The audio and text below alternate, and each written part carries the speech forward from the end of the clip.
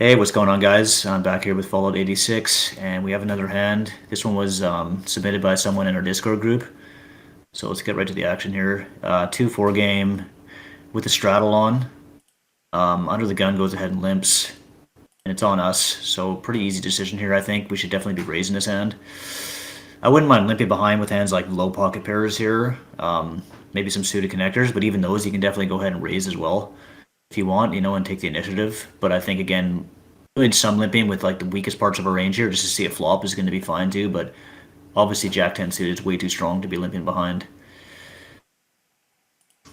And yeah, now a tight fish calls from the small blind, big blind calls under the gun, folds. So yeah, see a flop here.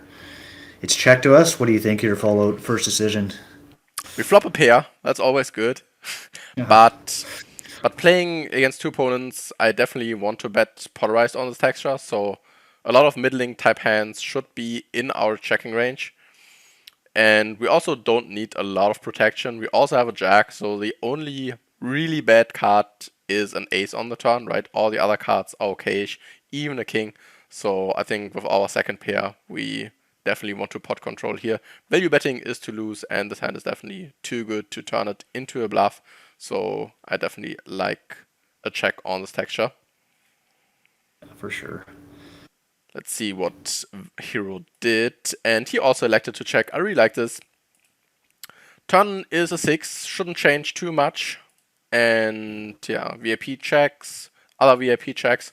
So now we should feel pretty good about our hand, right? Yeah. I think here I would probably go ahead and bet. Doesn't have to be a big size, right? But the thing is, it's going to be the easiest street to get value on against two unknowns or fish. Because if they have hands like draws, some weaker 10x, even hands like pocket pairs, 6x, 2x, you're definitely going to get value from those hands quite often. Whereas by the river, the board can become, more dynamic. You can obviously also be outdrawn. There's something to that too. It's just like denying equity. If someone has like ace five, they still have three outs. It's not much, but it's something to deny equity, right? So I think Yes.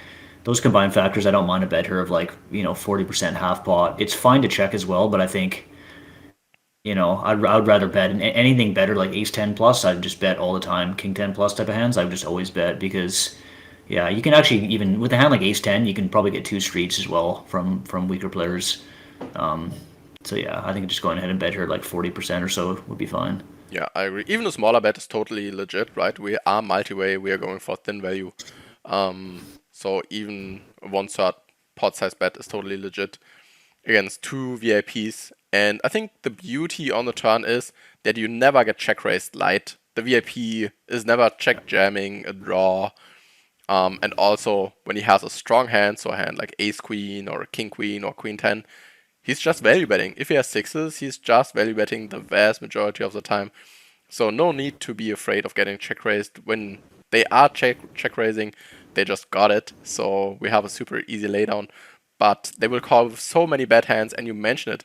Even a hand like ace deuce is sometimes calling to just see if the river is a deuce or an ace, right? And when we check turn and the river is a brick, they're not calling with a deuce on the river because they realize they don't have a strong hand.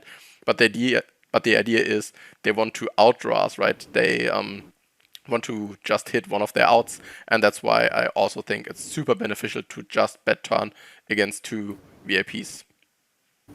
For sure. But unfortunately, Hero decided on a check, and River is, yeah, not the best card in the deck. One of the two cards we don't want to see, a king and spades. And the first VIP leads small. He leads for, what is it, one third? Yeah, even a bit smaller for one Quarter, quarter yeah. pot. Yeah, 30 into 120. Yeah, and the action is on us. Yeah, what do you think he has when he bets 30 bucks on the river, and what's our play? Call, raise, fold. I mean, all the options are basically on the table, I think. Yeah, I think this is an interesting spot. I think he's gonna have a lot of king X for sure using that size. He could also maybe have some queen X, but he's probably gonna bet the turn quite often with the queen X. So yeah, he's definitely just gonna have a lot of hands like king X, maybe some missed draws, maybe just some airball type hands. People might take shots. So I think it's a really interesting spot because I think raising in theory is really good here. We have like the nut blockers, right? We're blocking ace jack, Yep. blocking pocket tens, we're blocking two pairs. You know, we can credibly rep hands like ace jack ourselves, maybe some hands like king ten or sorry queen ten suited. So I think in theory raising here is really good, but I would be hesitant in game for sure, just because when fish bet out like this, they're often just going to be bet calling with top pair. And then I think calling's even close too, just because we're getting such a ridiculous price, right? You only have to be right. You're getting like 4 to 1 here. We're getting 5 to 1 here. Yeah, so you only have to Yeah, be right 30 one to in six 150. times.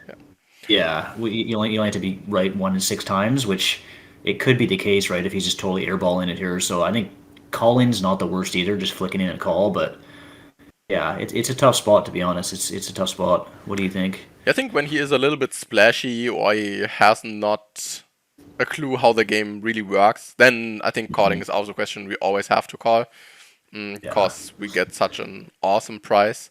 But when he's just playing really nitty, he's just not the best post flop, then I think it's really hard for him to ever show up with and like 7 high or 8 high or 9 high. yeah, But as you mentioned, in theory, bluff raising is not the worst because a hand like Ace Jack would also check sometimes on the flop, on the turn, and yeah, definitely value raise the river huge. But he's also a little bit inducing with his small bet, I think. And most people are realizing that they bet super small and they don't want to get bluffed, so they tend to hero call basically every top pair. That's why I would just stay away from those bluff raises on the river against huge VIPs. When we play against regulars, against standard sizings, it's definitely another story. But here against VIPs, where their perceived range is basically King X, I would say we can definitely make the easy call or the tight laydown. Should not be a huge EV difference at all. When you don't know your opponent too well, I would always opt for a call, because when your opponent is sometimes bluffing with nothing, you make a really, really bad laydown. So if I don't know my opponent too well, I'm definitely looking for a call. And if you know he's knitting it up, then folding is also totally legit. yeah, for sure. And I think one more thing to add. I mean, we got into this a bit, but just the board texture here, right? Triple Broadway. Yeah, And when this guy's betting into two players, like it's pretty hard to find bluffs. That's the thing, as you're saying. If it's someone who really doesn't know what they're doing, or if it's heads up, right, where he might actually have more hands like sevens, eights, nines that he wants to turn into a bluff. But here, just because the triple broadways are going to be so under bluffed in general, we do want to be careful. yeah, really, really good point. So yeah, I think be really cautious when you bluff raise river. Think about your opponent, think about their perceived range, and if your opponent is good enough to make a tight laydown on the river. So yeah, I hope you'll enjoy this one, and we'll see you next time. See you guys.